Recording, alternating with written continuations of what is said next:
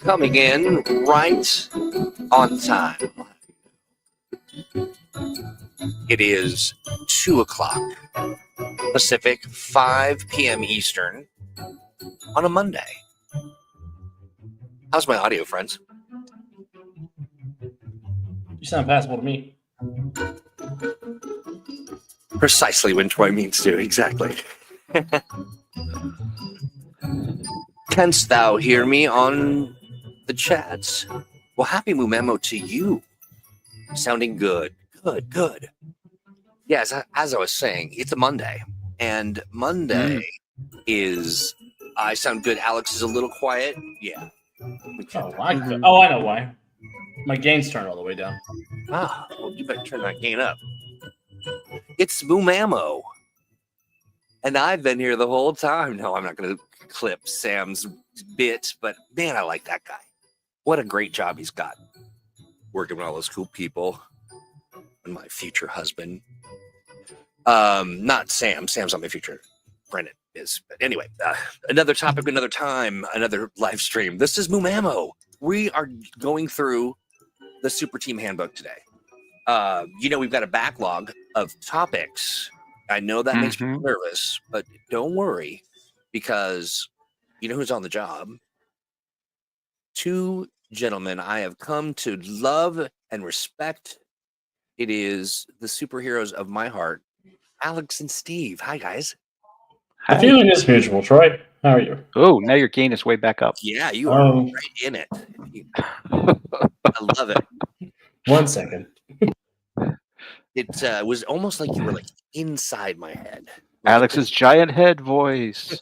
Is this better? Is this? Yeah, that sounds good. Yeah, you're good. Okay, I'm whispering. So if I go back to a normal volume, is that correct? Yeah. And I can also kind of toot around with your. No, I cannot. Oh no! See, RC is right. Alex's gain cannot be controlled. They cannot be controlled. So I look cannot at be congained. Sean Holland says hello all. RC says time to pump up the jams. Alex, I'm doing my best. Yeah, you can. You do. Nate just says apropos of nothing. Well, I suppose he's narrating what's going on. Alex and Steve. Right. Yeah. And here we are. Hello, Monday. SC Terra Marine 14. Hello, you. Welcome to Mutants Masterminds Monday, and a good one unto thee. So, how many of the folks in chat? I just want to take a little poll. How many of you own the Superteam Handbook? By a show of, just say me or I or whatever. By a show of random comments. That's right. It's really all one could expect from this group. Well, let's talk about it then. So, as all of our Devious, there you are, friend. I want to say that we're gonna skip what's in the tank today, only because Devious, he's under the weather. Feel better. Yeah. Do feel better. And yes, okay, yeah. Squire says PDF and physical. RC, of course, you got it. Apook, I would imagine. Devious, you do. SCT Marine says not yet, but perhaps soon, huh? Rebel Moose says, was the Superteam Handbook part of that Humble Bundle that we all absolutely bought? It was indeed. It was. Absolutely, it was. It was pretty much everything in 3rd edition, right? Yeah, just about.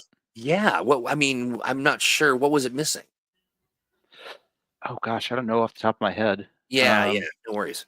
I think if anything, it might have been missing just some small PDFs like Astonishing Adventures of the stuff that was assembled. Yeah. All except the new stuff. Yeah. Thanks, Steve. Yeah. No, that went over like gangbusters, by the way. Indeed.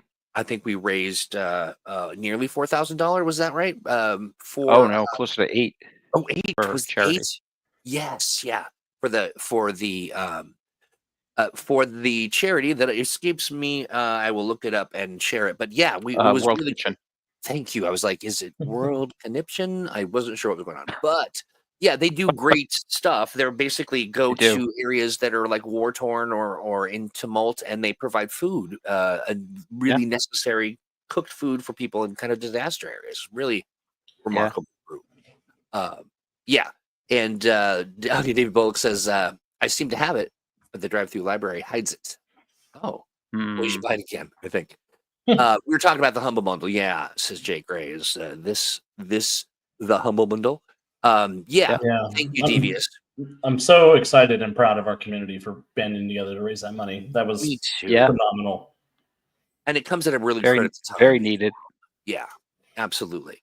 Yeah, hopefully it leads to a lot more people playing M&M because that was a great onboarding point for Well, people. which is part of the reason we want to go over the Superteam Handbook, right? Right. Let's set the stage for the. I pretend I have. I'm brand new. I just got my Humble Bundle, or I know my GM got it, and they're going to start running games, and we're going to tell them about the Superteam Handbook. What is it?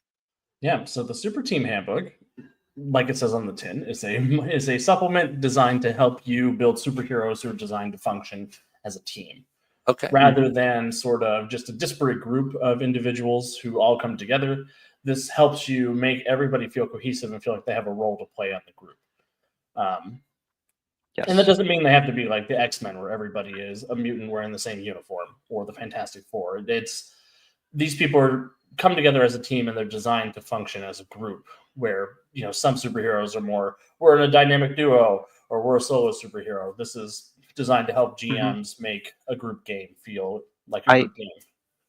I read the weirdest thing. I can't remember the name. I can't remember the article, but basically someone was talking about superhero RPGs and the notion that they were basically inherently solo focused.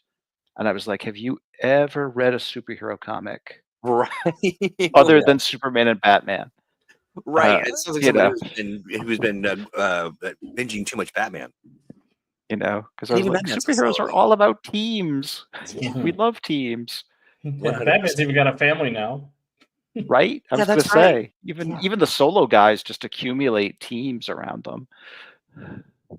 Dynamic duo, Murder Man and Butcher Boy. Murder Man and Butcher Boy, the classics from first edition. Yeah, nice. Oh, hey, I want to say hi to Claude and Paul and all these great people who are popping in. Good to see you. Glad that you are here. Should I go ahead and pop up the Superteam Handbook so we can kind of walk through it? Okay, great. Well, let me see. I think if I click on this, nothing will explode. Hey, look at that. We've done it. We're in business. Excellent. Okay, so very compelling cover. Who is this gentleman here looking like a Roman? Our friend Argo, the ultimate android, who is the android with all the powers of the Freedom League. Oh, no. And is in the process of trying to beat them all with it. Nice. And okay, like what this I'm not sure who this one is. Boo Hooman? That's Arrow guy. The Arrow guy? Arrow guy. Yeah, something like that. Really great cover. I love it. The astonishing Lady Liberty. And of course the fact that every artist wants to draw Daedalus without his helmet. Right. And somehow in pain or suffering of some I had nothing to do with the design of this cover. And I still wound up with Daedalus as the damsel. I love it. Yes. Okay, great. So what a cast of characters here. We've got people in the chat that have contributed to this book. Mm-hmm. Like John Pologic. And I think that might be the only one. But that's exciting. Welcome and thank you for joining us. A little celebrity in our midst. Weirdly, a book in 3rd edition I have nothing to do with. Right. Oh yeah, that's interesting. Yeah, I do not see you there. This is I use this and have seen this image a bazillion times. I love it. Who's the green-haired lady back here? That's Siren. Oh, I got you. Voodoo goddess of the sea. The voodoo goddess of the sea. Love it. Okay, where should I start, gentlemen? Well, begin at the beginning, as they say. So we get through the introduction basically, and the first chapter is basically all about putting together, getting the sort of our vocabulary set up, basically talking about what teams are, Nice. and how we talk about them essentially, and what are the Excellent. important elements of them. Awesome. Now, are the heroes that are pictured in this image? Sorry that I'm getting so granular on this, but I'm nerding out on art today. Yeah. Are these heroes that we know of, or are they sort of representative of heroes that are the players? Or Not to my knowledge. I think we let the artist pretty much make folks up for that's great. this, but Awesome. Looks like they're doing some Nazi punch here, perhaps. right. As you should. Always, as you should. Always. Okay, great. So we've got so a little bit of history, a little bit of sort of nomenclature, kind of sharing what that's all about. And then where am I at? I'm on page 7. Tell me where to go. Guide me. So we'll get through into basically talking about things like how the team comes together, Yeah. and are they, here we're talking about the characters are all basically carrying out some sort of community service, which is a great idea for a team of superheroes that they've basically all been court ordered to be on this team. I love that. Yeah. So they don't necessarily need to be heroes. You That's know, great. That's you really know, good. Oh, it's great, especially if you want to do a team of X or sort of trying to be reformed villains. that's great. Yeah. I love that. Oh, okay. Yeah. Day Yeah. job, their family, and Yep. Yep. The classic family team, like the Atom family and Freedom City. awesome. Uh, Yeah, and we talk about pooled resources, yeah. which are things that anybody in the team can have access to, which is really cool. Right. Okay, so how is that managed in game? How is that? How does a team sort of manage those pool resources as a group? Is it sort of like just a big horn of plenty that Well, people grab from, or usually the idea, especially for things like it's mostly advantages. It'll usually be things like equipment. So it'll generally be that the characters will each have so many ranks in equipment that they'll donate to a shared pool, basically to allow them to cover the cost of things like the team's headquarters and their vehicle, and nice? other sorts of resources that they all use. Very cool.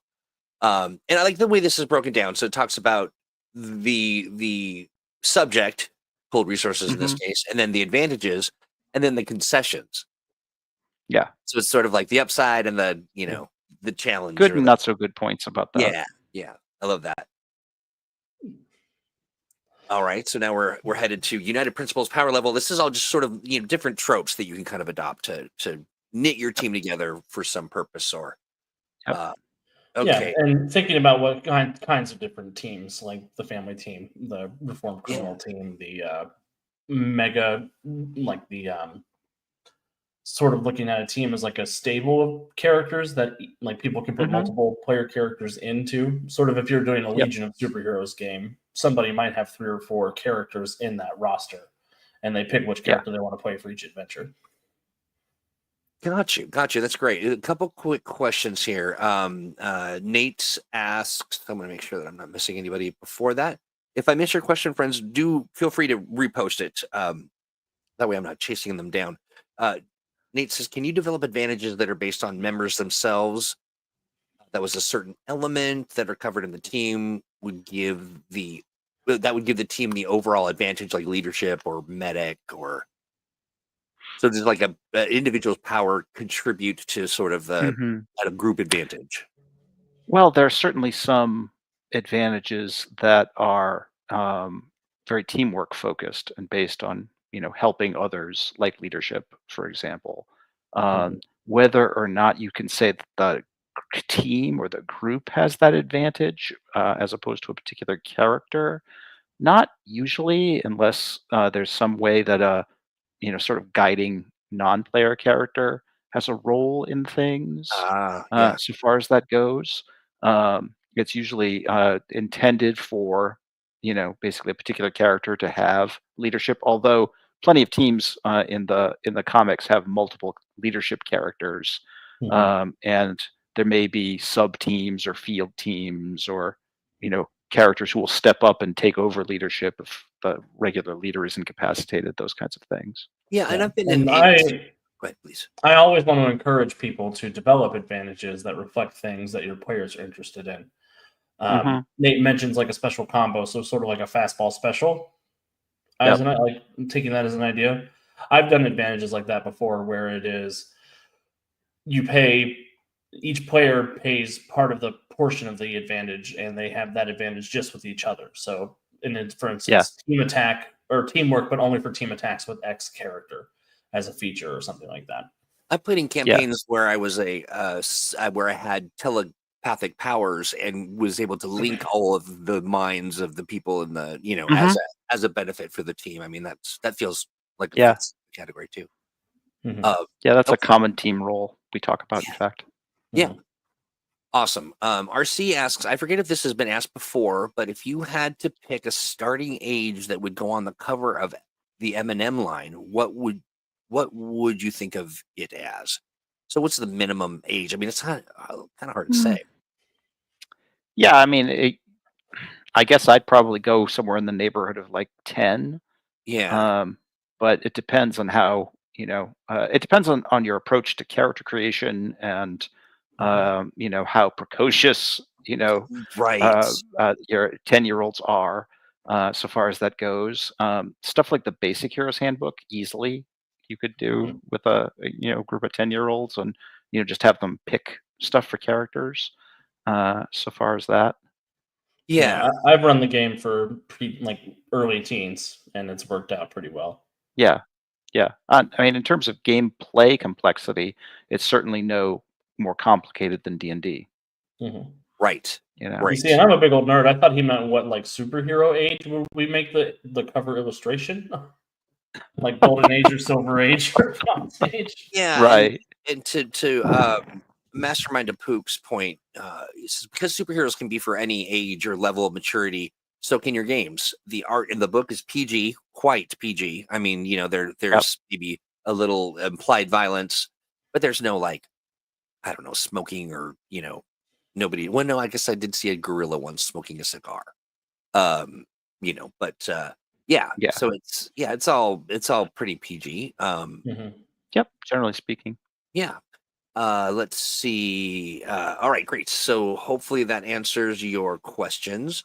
And RC, it's really, really up to you as far as if you have a 7-year-old who can grok it, run it. Yeah. And it might even be, even if they don't get it at first, include them anyway, and it'll be something they catch on to quicker. I mean, kids are very smart and resilient, so they'll figure it out. Nate says 7 is a little young, but I agree 10 to 12 is a good base. So you do you, friends. Okay. I had to teach myself to play D&D when I was 11. Right. Yeah, I think I was at that age too. Okie dokie. My teen ward is a boozer. Yeah, sure. She says, thanks for the discussion. I was just curious what folks thought, because I've seen a few games like Avatar Legends that list one like an age. I see. Not the age of one. That seems a little. I was like, early this for Avatar. one. Okay, that seems young, but sure, why not? Right. Okay, so here we are. We're talking about team building considerations, one character versus mega teams. Yeah, what's the cap on a team? As high as you want to go. As much as you want to deal with. Like Alex pointed out, you can definitely run a campaign where you've got a Legion of Superheroes style team that has 30, 40 or more members, but the players either play a subset of those characters, or every player has multiple characters, and they decide during any given adventure which one they're playing.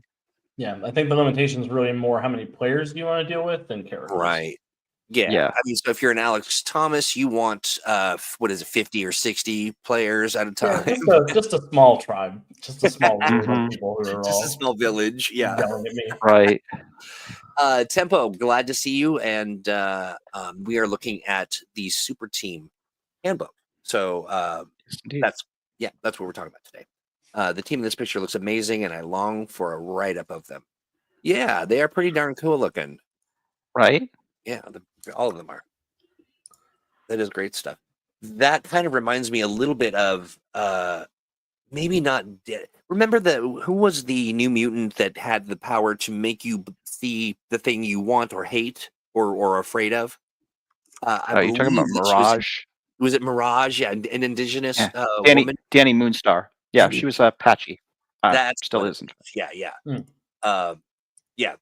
Yeah, still Or no, is. I take that back. She's Cheyenne. Diane. And Great character. Thunderbird is an Apache. Got it. Yep, Klutz says Danny Moonstar. Yep, Danielle Moonstar.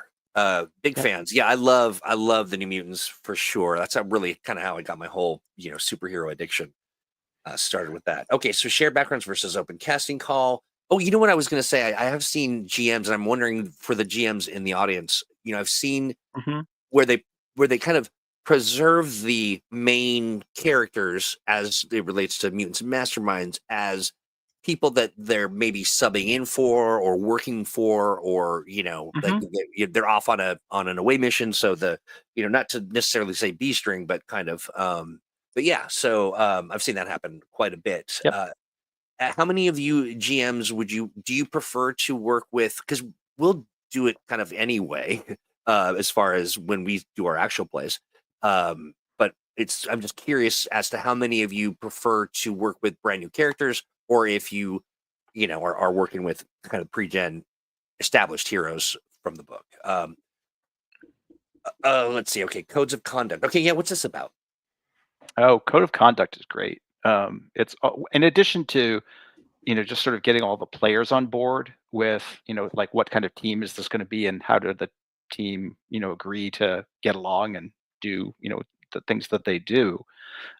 It's a classic trope in the comics to have a violation of the team's code of conduct come up at some point in one of the stories, and there's always this sort of military tribunal style court Yes, martial, right. Yeah. of one of the members of the team because they seemingly violated the code of conduct, and the rest of the team needs to decide basically, are they going to get kicked off the team, what's going to happen, sort of a thing. The Avengers have done it, the Justice League has done it, the Legion of Superheroes have done it. All the teams do this story at one point or another. Yeah, and sometimes it's the alien tribunal who's like, you are a detriment to the multiverses. We will now throw you in space prison. Not okay. space prison. Okay, so so awesome. So it kind of gives you some of the codes, actually. Like, what is your image? How much damage do you do? What do you focus on? I like that a lot, especially if it's setting the ground, for your team engagement. It really is, and that's the great thing about it, is getting the players on board with it so that they have a sense of what kind of team this is. Yeah, what I really like about this book is that it spends a lot of time with. It does have mechanical aspects to it, but it also does a lot of the psychology of the group. Yeah, sort of the social contract of a role-playing game, I like especially this. with superheroes. In classic M&M fashion, the players are also the architect of what happens when they do something bad or when something goes off the rails, which could even be accidental. I mean, how many accidental cities have been destroyed trying, as they're saving it, that kind of thing. I love that.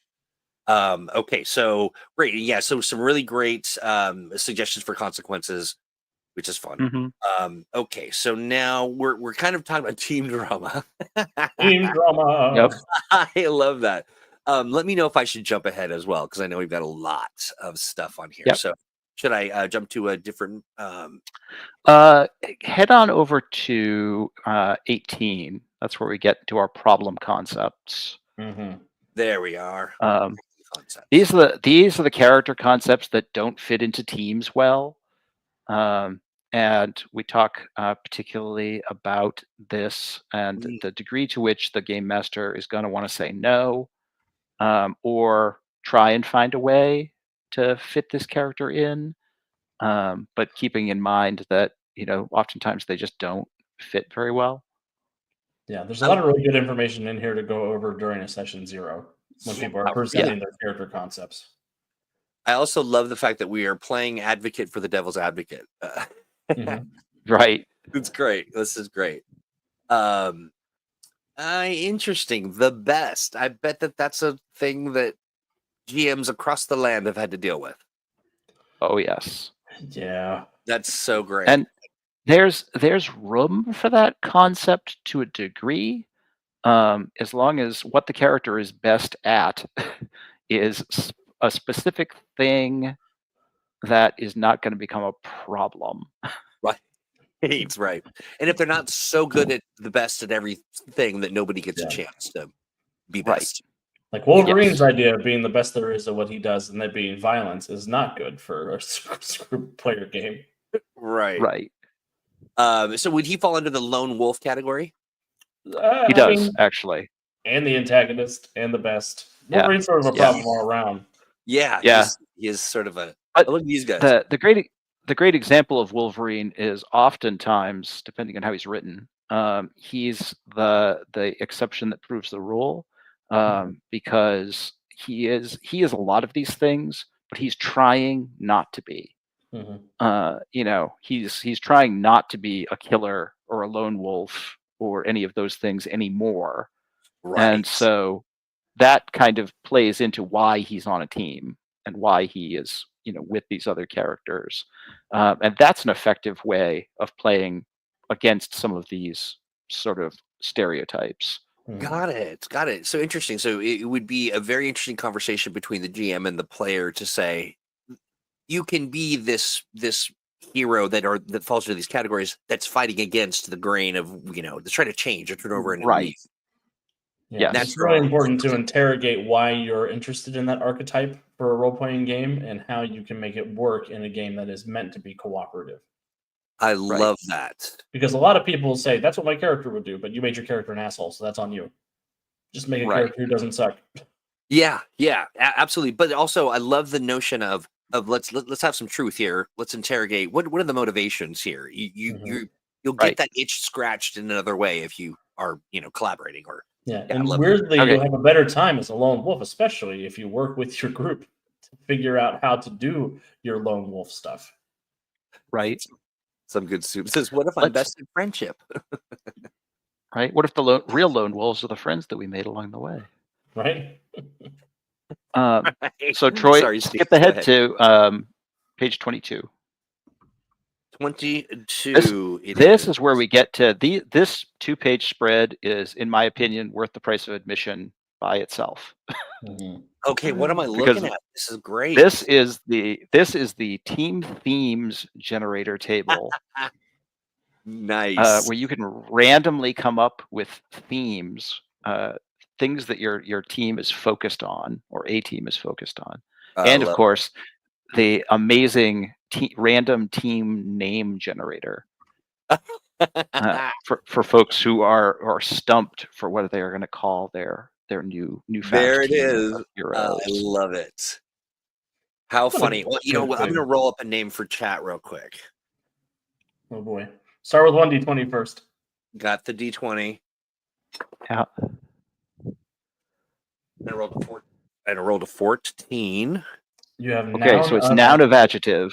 Noun of adjective. Love it. What was that? Oh my gosh, it was a nat 20. Wreckers. Oh, the Wreckers. The Wreckers. Love it. Yeah. The Wreckers of Troy's Day. I rolled a 1. Okay. The Wreckers The of amazing. Amazing. The Wreckers of Amazing. The Wreckers of Amazing. That is, we'll get the merch ready to go. You can pick up your shirts and capes and such in the Green Rooney Right. store. That's fun. I really, really like that. And what a fun, great way to just get right to business.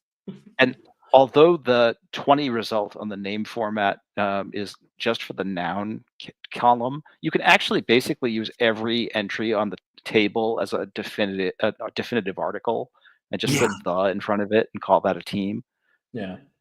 Yeah, you really could. You could. I love that. Yeah, you can. That's fun. I love it. Which is The also Records kind of of great. Amazing is just like the other Sinister Six that nobody talks about. I just want to write something amazing. Next time, Spider-Man. You know, Claude says that he would like a He just wants a noun of adjective shirt. Right. We should put something like that together. I love it. You know what would be fun is if we put together a sort of a table for engaging with people at conventions. Like they had roll the dice and they can just look on their shirts for the ways they can Right. talk. I love it.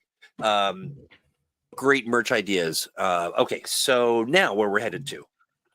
All right. So now that we've sort of laid all of the groundwork, Yeah. we get in chapter 2, we get into actually like how to put together a team. Okay. Basically, this is how you build it. Oops. Nice. Look at these characters. Yeah. Like it. Okay, fun. I think All right, Crystal so- may have just ordered like a bunch of fun random superheroes because I was looking through the teams in the back and none of them are in these pictures. Nope. I was going to say, I think that's exactly what happened. How This is funny. awesome. That's great. Okay, so we're talking about everything from the structure of it all to winging it. Niche protection. What does that mean? So niche protection is basically the idea that different characters have different roles. When we're talking about, again, the whole being the best thing, that different characters have different things that they're good at. And ideally, in a team-based game, every player should feel like their character has a thing that's their thing. Basically, I their get it. niche, their space that their character occupies, and it's just kind of making sure that that's respected, so that if one character in the team is primarily the science character, Yeah. and it's their thing to figure out the scientific solutions to things that somebody else doesn't, right. Oops, all mutant martial arts detectives. And hey, even the Ninja Turtles all have their own special weapons. Right. know. Yeah. So, and just respecting the fact that's that character's thing, and don't come up with another character that steps on that thing. I like it. I like that. That's very thoughtful and it helps people kind of wrap their mind around giving everyone a chance at the microphone. Mhm. All right, excellent. Okay, so tactical roles. Yep. We talk about the team template very briefly. Oh yeah. Which is that shared resources thing again, which is basically this is the number of character points that you want to set, power points you want to set aside, essentially for the team's resources, and this is all the things you get when you join up. I like it. Very interesting. Yeah, I'm just kind of reading through this. Very interesting complications on that. On the team template of super agents. Fun. This is great.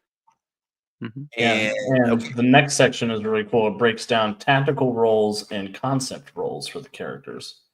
Is that there we go. Okay, great. Okay, so explain that a little bit. Tactical versus you say concept? Yeah, so tactical covers things like what does my character do in a fight? So am I meant to do a lot of damage? Am I meant to lock down a big group of enemies? Am I meant to take a lot of damage so my friends can do the thing?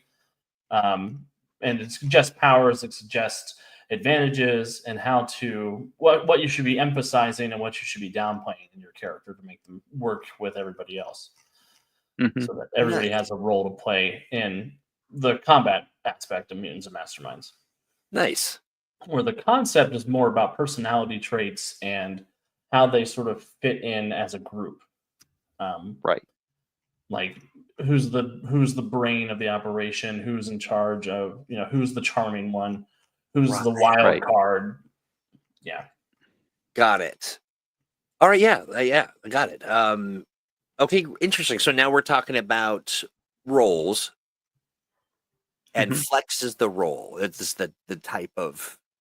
Yeah, this is the tactical role of somebody who's good at a little of everything.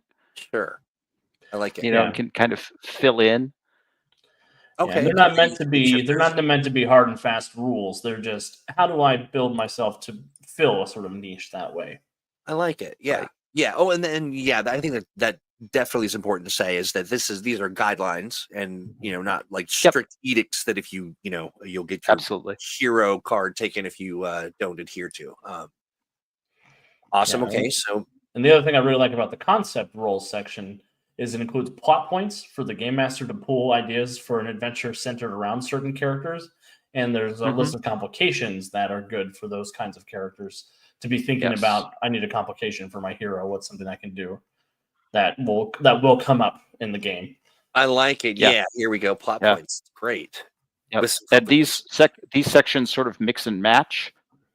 So the tactical roles get a lot more into the characters' game stats and what powers and advantages they have, and the concept roles are often much more about their personalities and their complications, and the like. So you can kind of have combinations of both. So here's a question. So I know that there are some things that that we would encourage GMs, like products we would encourage GMs to purchase, and maybe not the people around your table. But is this book itself, is it in itself like just a fantastic player resource, or is it a player resource curated by the GM? Like how does that fit into the...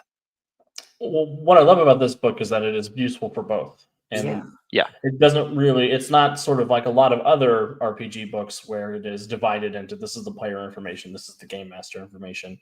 There's something for everybody in the whole book. Right. And even our new friend, Valken, I believe I'm saying that right. I'm apologizing in advance that my only job here is to butcher people's names. Valken76 says, hi, my first live Boom Ammo since getting the 3rd edition books. Welcome Valken. Did you pick up the Humble Bundle? Yeah, and if you got any questions, friend, feel free to drop it in the chat, whom we now have determined are the Wreckers of Amazing. Was that it? Yep. That's it. That's the Absolutely. name. Yeah, so welcome to the Wreckers. Awesome. I love this guy. That is a classic brainy dude. Right. Okay, great. Awesome. So the Guardian, the Hotshot, the Outcast. These are all tropes and characters that people will know, and some of us will be the Wisecracker. Yeah. And they're very good if you're new to role-playing games, so that you have an idea of, if I'm playing this role, what goes into that? What sort of personality traits should I be aiming for? Obviously, as you get more comfortable with that concept, you're able to sort of even blend roles or, find ways to tailor or make it your own. But if you're new, that's a great place to start when you're thinking about things like that. It is. I think the other thing I like about this too is that going through this and reading it and sort of, committing the vibe to memory is a shared language that you'll have with your GM and the other players if you're kind of all united in that. I love that. Thank you, Devious. Dropped the link for, sorry, just real quick. Devious dropped the link for the Atomic Think Tank. And so if you are not over there hanging out and going through the incredible library of stuff that's being created there, it's just remarkable. Make sure you click on that link. It's atomicthinktank.com, and you are welcome. Sorry, Steve, go ahead. No, it's okay. So the next 15 or so pages is digging into game traits, basically. Skills, advantages, powers, team resources, all of that stuff. This is getting into the, the nitty gritty of, these are skills that it's useful for someone in the team to have. These are skills that is useful for lots of people in the team to have. These are particular advantages that are very team focused, like we were talking about earlier, where it may be useful for somebody who's a real team player or is going to be in leadership or is going to be a team cheerleader or the like. It may want to have them. The addition of other team focused advantages, communication, telepathic link, like you mentioned earlier, Troy. Classic team power. How to use a lot of your powers effectively for the team, to communicate, to transport, to protect them, to enhance them. Those kinds of things. This is great. What a tremendous resource. Now, I flipped through it before, but not at this granular level. Really illuminating. This is fantastic. Okay, should I jump ahead? Jump us out of the weeds, or should we go deeper? So this pretty much starts to wrap up the first what I think of as the first half of the book. Okay. Although it's slightly less than half page-wise. But basically, after this is where we start getting into our sample team lineups. I see. What page is that? They start I on think we page should stop 50. at 48 real quick Okay. Yeah, because there's some really cool team actions on page 48. there is. That's Right. actually good stuff to point Some out. more cool heroes. We're not certain who these. Well, maybe maybe a mix of villains and heroes. But Yeah, I love that. Okay, so team actions. Yeah, so these are fun ways to work together in combat and in other skills and things like that in order to do fun, to make it feel like you were working together to bring the bad guy down instead of a group Right. of people all taking a turn. It's all right. The two of us are going to team up and do this. And the two of us are going to team up and do this. So, if as a player, how would you, as a GM, architect for me or us, a team attack, a kind of collaborative attack? Is it different than me sort of rendering aid to someone on my team? That's a different concept, right? I mean, there is team aid, which is where multiple characters can use the aid action for an ally in close Yep. combat. Gotcha. But just having at the table a list of team actions that you can do gets people thinking about it, or even just having the Nice. teamwork advantage on your character sheet. People are like, "Oh, I get +5 to team checks. What's that?" And that's very that cool. conversation. I like that. That's awesome. Team maneuvers.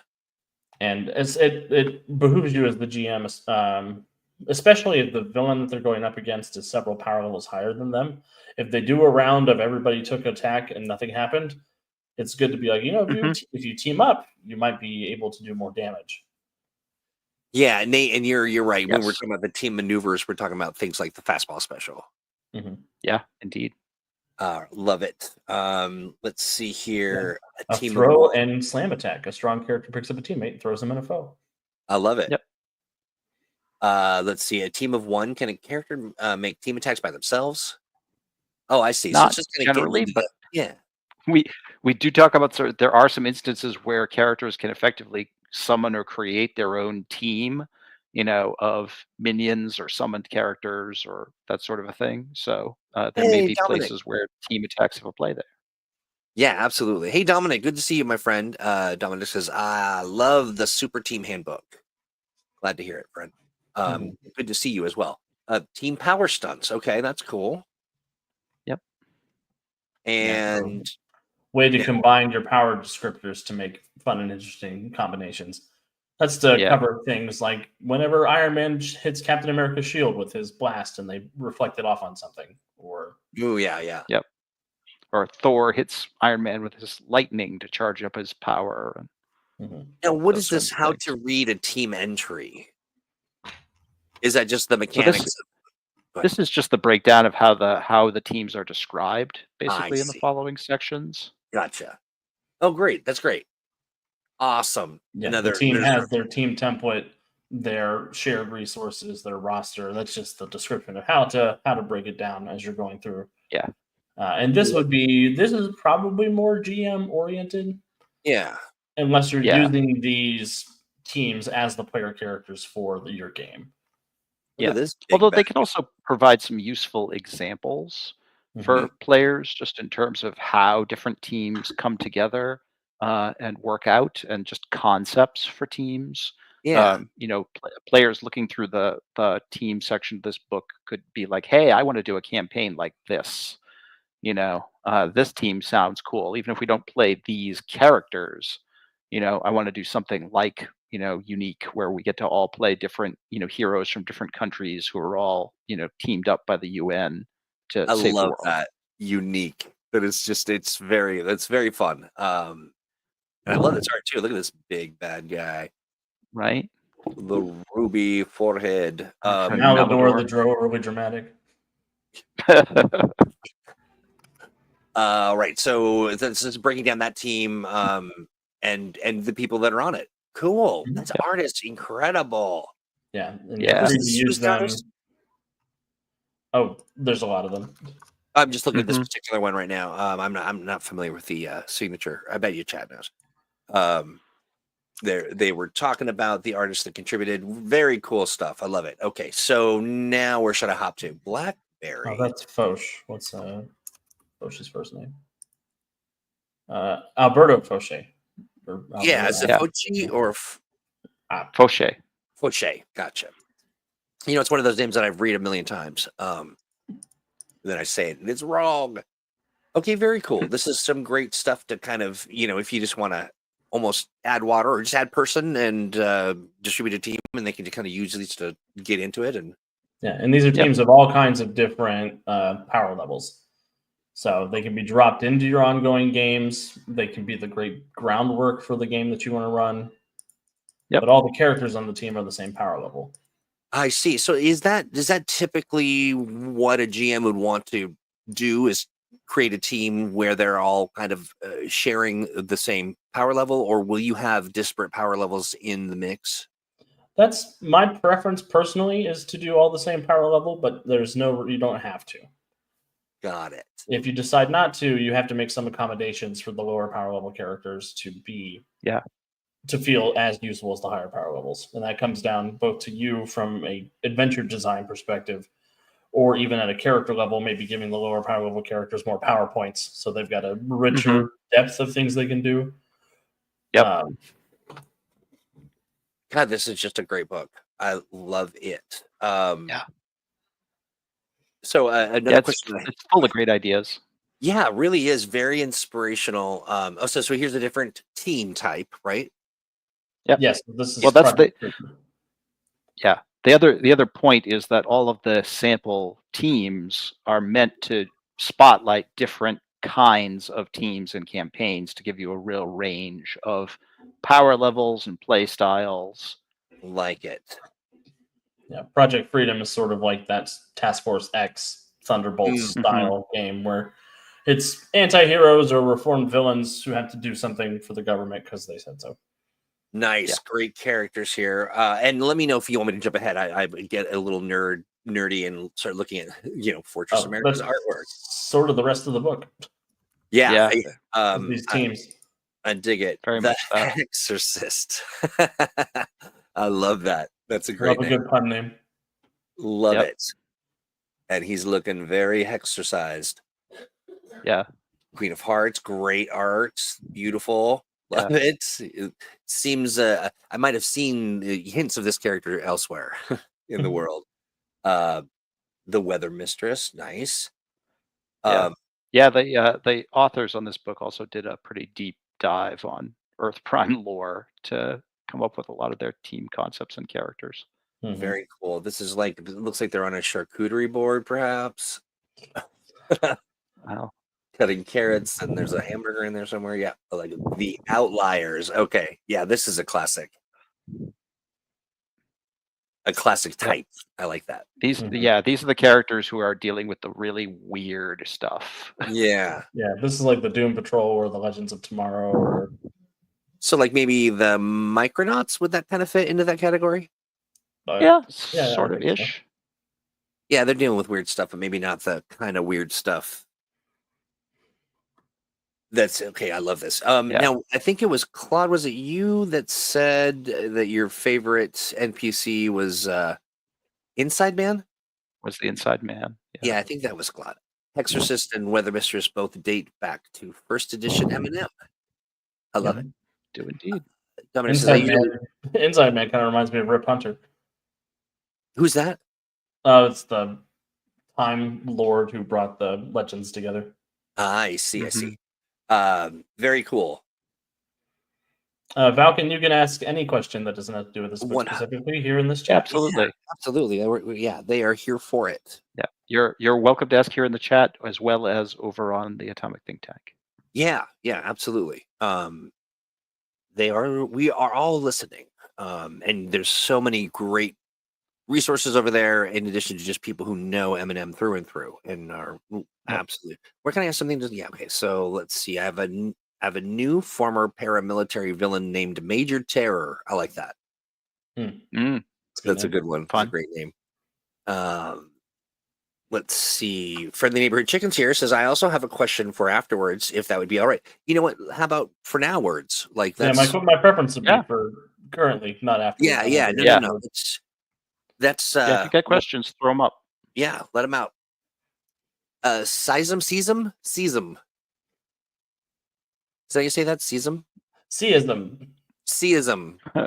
Okay. Sayism. Seism.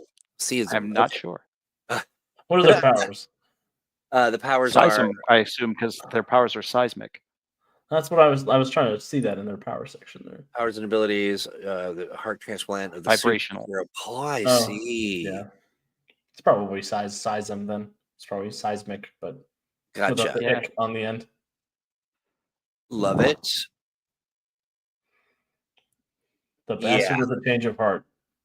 Literally. Right. Shell. Oh, I like this. That is a fun crash test dummy. Yeah. Right. I love it. All right. And let's see what we've got. It says RIP Pulse, you were a real one. Yep. Friendly Neighborhood Chicken says, I was wondering if you're flying in air, does prone stop you from hovering with winged flight in general, or not at all? I don't think so. Not off the top of my head. I'd have to double check, but I don't think any of the conditions associated with prone prevent you from hovering. Being knocked prone is pretty much a condition for people who are ground bound. If you can fly, it's generally not that big a deal. Does that answer your question, FNC? Let us know in chat. Shell is a very Troy-coded hero. I'll have Yes. that later. Well, Is it? just because Troy has a way of playing robots with hearts of gold. I do. Yeah, I love that robot. I really do. And his evil twin. We gotta bring And his Demo evil back. twin. We gotta bring That was Demo and Demo back. We gotta bring that game back. Yeah, that was so fun. Really, really had a good time with that guy.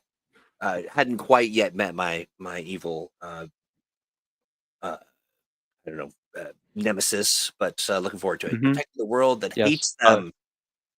Our of Gods and Game Masters does point out that the platform flaw certainly does make prone an issue for flying characters. Yes, if you get knocked off your flying platform, you get a problem. But Oh, right. So, like, a la Silver Surfer, or yeah, riding your flying broomstick or your giant flying rock or your whatever else it invisible is, disc, or yeah. yeah. Let's see. David Pollock says, "I'm not the evil twin. I'm merely misunderstood. This one's evil." Insofar as a robot can be a twin, but yeah. Let's say I'm not bad. I was programmed that way. Let's see. John says, so plenty of adventure hooks for established M&M campaigns set in the Freedomverse. Yes, absolutely. Yeah. Mhm. So you're welcome. I'm glad that answered your question. Sean Dugan says, I personally handled prone while flying as kind of tumbling out of control. It matches the benefits and drawbacks and lets flying people get tipped. Sure. Or tripped, rather. Nice. Yeah, I mean, having a flying character who gets, tripped or the equivalent thereof, making like an acrobatics check to right themselves is perfectly reasonable. It's along the lines of, that taking the action to get back up from being prone. So same idea. You Looks have to like make an acrobatics check to get back up, to do it quickly. So same idea. Holy smokes. It's 2:54, guys. Right? It is. What in the world? We have a well, we're almost through. But we're gonna read each and every paragraph. No, I'm kidding. Okay, here's Valken. Good. I wanted to be sure we got your question. Valken76 says, I don't understand why some of the archetypes have arrays with no ability at the array's size, like the Brute's strength tricks array, which says strength damage array 18 points, but there's no 18-point ability in it. I'd have to look at that specific example in order to speak to it, but it might have something to do with just the overall capacity of it as far as that goes. I'm not sure about the specific example. I'd have to look. Yeah, Valken. The other thing is, this is. Oh, sorry. Go ahead, Alex. Is Brute in the villain book? That's a villain archetype. Right? I'm thinking Brute is in Game Master's Guide. It's one of the villain archetypes. Valken, this is the perfect question for the think tank. Not that we're trying to, pawn you off, but it allows for a little more room to kind of you don't have a It's- text limit like you do here in chat. Yeah. Um, Yeah. For what it's worth, the shockwave in that array is worth 18 points. It's a burst Is area 18 afflictor. points. Yeah. So yeah. So theoretically, it actually costs 19 points for that array because the one is 18 and the other one is 1. Yeah. Well, I think they were the 18 points was the capacity of the array. Mhm. Yeah. because it's not dynamic as far as I can see. So Yeah, they're both burst area rank 9, so they should be 18-point advantages or 18-point powers. powers. Yeah. Got it. And of Gods and Game Masters adds, you don't have to use all the available points in an array. Mhm. You do not. Yeah, Sometimes you generally when can't I'm writing keep that. out the arrays, I write out exactly like what the most expensive power is because that helps people in their power stunting. Yeah. Got it. Well, listen, friends, as per the usual, we get into it, we get into our stride, and then the end comes. I mean, we're here every Monday, 2 p.m. Pacific, 5 p.m. Eastern. Tell your friends. Make sure you're sharing this stream with someone you love. And also make sure you're subscribed. Give this a like, drop a comment. All of those things help us beat the algorithm. And that's all we're really here to do. So we can reach more people with the good news about Mutants Masterminds on a Monday. Hey, before we go, Steve, what's going on in the Steve Kenson cinematic universe? Well, we just posted my M&M mix-up over on Atomic Think Tank that features the Star Raiders and Star Haven and a potential misunderstanding to get them and the heroes fighting. If you want to run them up against another hero team. Nice. And I know we're working on getting some additional stat blocks from the Foes of Freedom book, the last few characters from there, out to the Cape and Cowl Club. And we have some future plans for that in the works. Yeah, absolutely. Nice. Fantastic. Alex, what have you got cooking? Well, I have an actual play this weekend for the Right? Atomic Think Tank members. And I have no idea what's going to happen. Now, how could that possibly be? Because that's the point. Oh, I like it. So yeah, this weekend we're doing a fun sort of bit of improvising. The players don't know who they're going to play. I don't know who the villain is. I don't know where it's going to be. I just know that it's going to be a lot of fun, and we're going to survive the chaos together. Mm-hmm.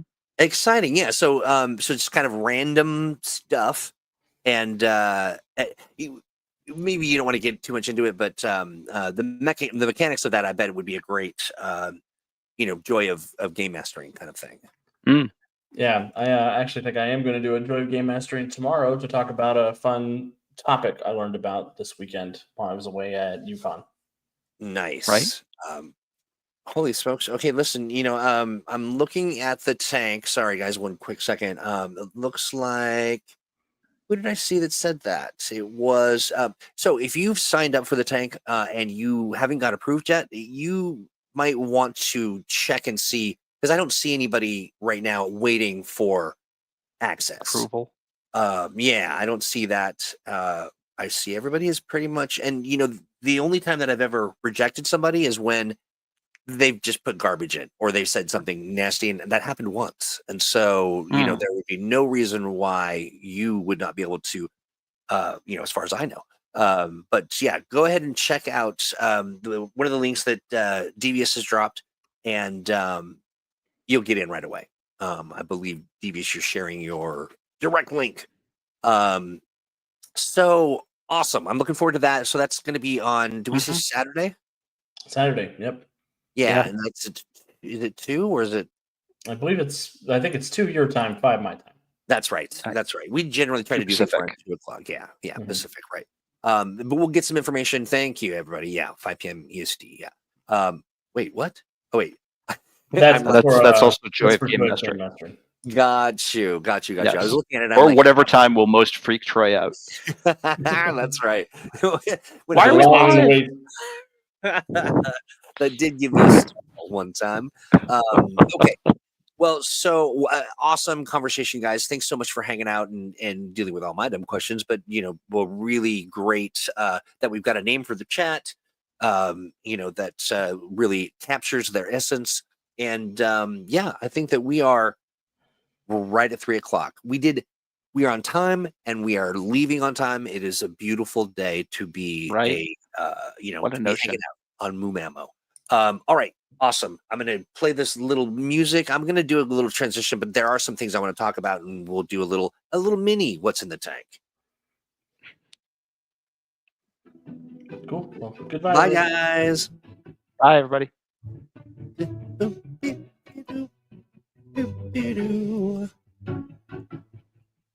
So I'm just going to leave the music playing in the background because it's so jaunty and fun. But I wanted to go over what's happening, what's going on in general. This isn't everything, but it's close. Of course, we're looking at today is the 18th, and then on the 20th, that's a Wednesday. You can come get tanked with Turkey Hamwit. That's me. Office hours 4 p.m. Pacific. Come join, hang out. We have a blast. We really do have a good time. I hate to even say that it's office hours because this is like no office I've ever worked in, or is it like every office? I don't know. And then we have the actual play that Alex mentioned. That's on the 23rd, Saturday.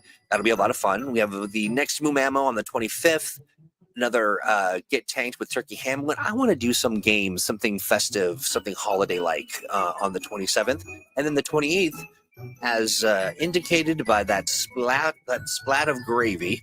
It is Thanksgiving, and so we will be out.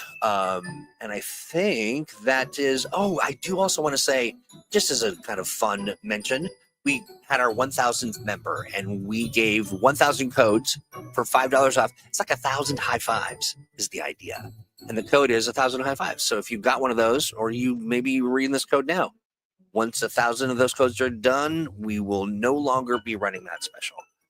So if you want to take $5 off your order, put something together, then you can do so. 100 high fives. You just put your cart together, check out, put that in the code, and you will get that instant $5. I think with that, I want to say thanks, chat, for hanging out. You are always a delight, and we will see you next Monday. Goodbye.